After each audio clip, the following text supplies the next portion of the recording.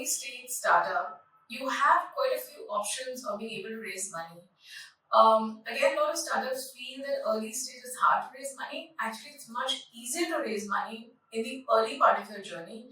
When you get closer to Series B, that's actually when it's really tough, because to convince somebody to give you anywhere upward of 50 crores to 100 crores as a single check to you and trust you to build and use that money effectively is tough. Whereas in the early stage, you're raising maybe 1 crore, 2 crores, 3 crores, that's roughly the kind of number that a lot of early stage companies do raise. So, of course, you must go to angels, you must go to your family and friends.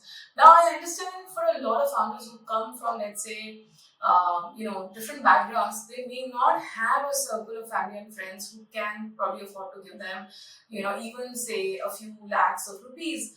So, therefore, angels are your best bet as first check. There are lots of micro VCs that have come up who are writing, very early checks, and they should be your first port of call, because to put in the institutional sort of framework into your startup from day one may seem cumbersome, but it actually helps you understand and organize compliances, governance, which helps you in every fundraise. So, in a sense, you don't need to reinvent the wheel when you do your next fundraise and next fundraise, because with each fundraise, things do get more complicated. Diligence is more thorough, it's deeper, and more investors, of course, are looking for good governance, compliances.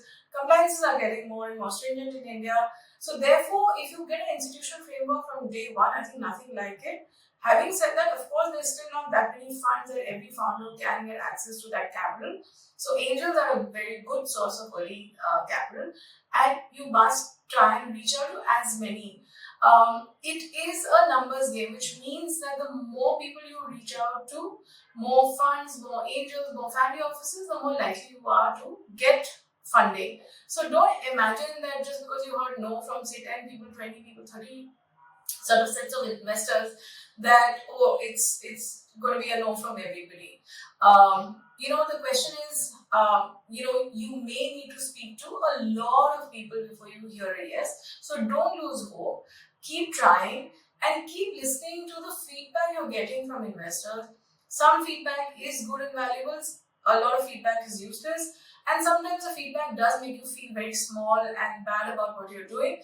But you've got to shut out the negative voices, the negative sort of, which is useless as advice, and really try and focus where you're getting valuable insights as to what is it that investors are looking for, so that as a founder, you're talking with investors in a language that both of you can easily understand and therefore close out the transaction.